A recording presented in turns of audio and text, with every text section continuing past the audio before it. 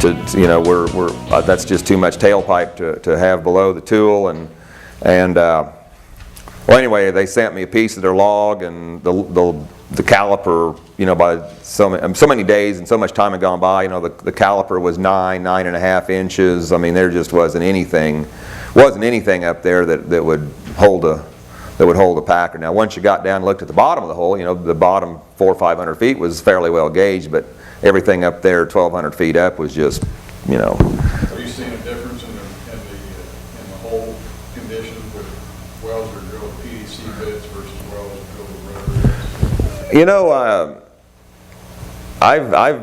I think not really. I mean, it seems like the PDC bits don't really seem like they wash out the hole. I don't think they wash out the hole anymore. That I mean, they drill so much faster that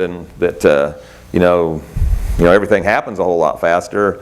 But as far as being rough looking, bad looking holes, I haven't really seen a big difference. And of course, the Kansas, or at least most of the tests that we run, the PDC bit gets pulled and replaced by a button bit when people are drilling into the zones. Although in southwest Kansas, we test for several different operators that just run a PDC all the way from top to bottom and never put a button bit on. And we don't have any problems with packer failures on holes that have been drilled all the way with PDC bits. Who else? Would your pump have more to do with that than your packer? Like you have a triplex pump or something like that? Oh, I think so, yeah. I think it all has to do with the hydraulics and the velocity of the fluid going past your drill collars, and yeah, I think there's a lot of what were the properties of the mud. I mean, I didn't even touch on mud properties to run a drill stem test, and I've got some, I mean, somebody calls me up and wants to run a test, and they've got a 38 vis and a 15 water loss. I'll tell them, well, get your mud in shape and then we'll come out, but we don't want to plant a tool in your hole, and you're going to have to get your mud in better shape than that. So this would also be a reason for a little bit longer free flow too. You have the pump pressure that we're using now versus 20 years ago, something like that, might be a little higher. You might charge that stone up a little bit more. yeah. What would you say to that, Bill? I'm sorry, I was replying to a text message. Oh, okay. Question he asked is with the pump pressure that we're running in today's drilling environment, would a longer pre-flow help alleviate the supercharge that might exist, do you think? No, I don't think so, because your hydrostatic head is what's causing any supercharging. And that's going to be the same. In the well bore. Right, okay. How much pump pressure you put in there has affected hydrostatic head. Yeah. I've seen some more. It does change it. Yeah. You pump those pumps a little harder, you'll pull up more after you lose circulation. The reason you back off when you lose circulation is because Yeah, that's a different moving issue. that fluid faster puts more stress on the formation. Yeah, that's a different issue. The supercharge is a pressure issue. And if you're pumping fluid out into the formation, that fluid's going to dissipate. Well, you are. But that fluid is going to dissipate out in there. Okay. And if you have a reservoir that's any bigger than this room, I got you. it'll never see it. I see what you're saying. Yeah, and talking about lost circulation, let me touch on that for a minute too. People, there's times where people will, they'll drill into their zone, and maybe they'll get a show or maybe they won't, but they'll have a drilling break and they'll drill into their zone, and then boom, they lose 50 or 100 barrels of fluid, and they're pretty sure that of course you never know exactly until you run a test where the fluid went, but you can assume that maybe it went there.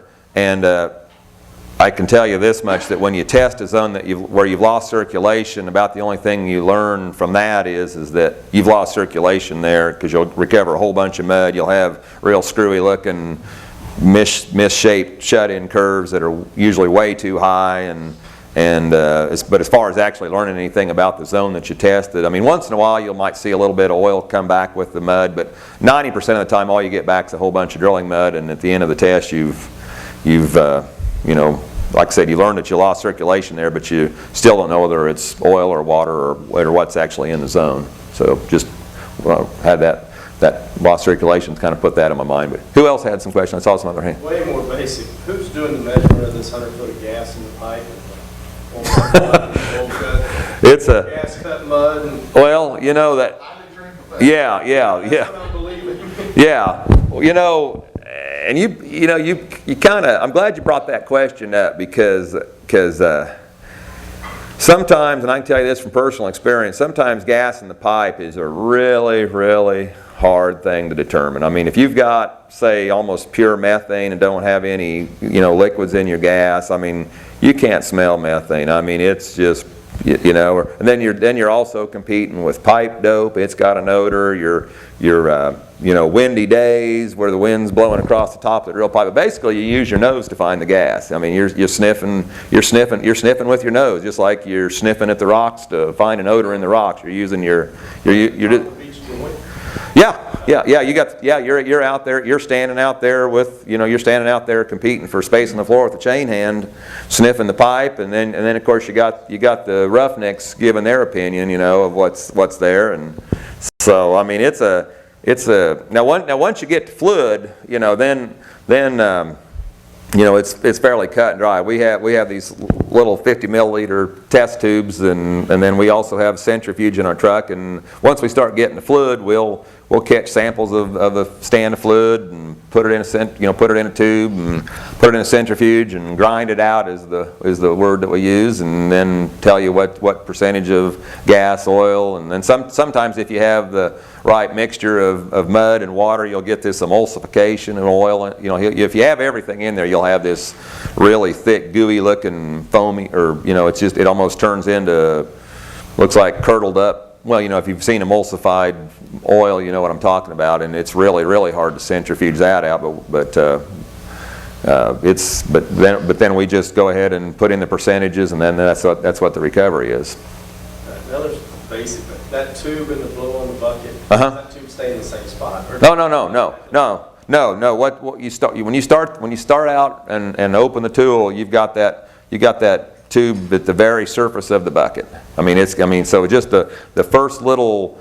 I mean, as soon as you feel the tool open, and when the hydraulic tool actually opens, you'll feel it on the pipe and you'll see it on the weight indicator of the rig. So you'll know that the tool opened, and the proper procedure is you know, you've got the driller applying the right amount of weight to the tool, and you'll feel the pipe moving, just because there's about this much stroke of the hydraulic tool, and you'll feel the tool open, and you'll see the weight indicator, and you look down the hole, make sure that your packers are holding, and then the next thing you do is you look over at the bucket, and you should see you should see a little surge, or you should see some bubbles, and then of course hopefully the bubbles, as you push the pipe down, you can overcome the air coming up the pipe, but then as time goes by, if there's actually something coming up the pipe, then it'll start bubbling, and you can push that tube down a little further and a little further. So in other words, like if you talk about a 6-inch blow, that means that you're going to get bubbles with the pipe in 6 inches, but not 6.5 inches. And then as more fluid comes in or more gas comes in and pushes that air up the pipe, then it create, you know, just like an inches of water gauge. You know, that's how many inches of water that you're actually being able to overcome. Who else?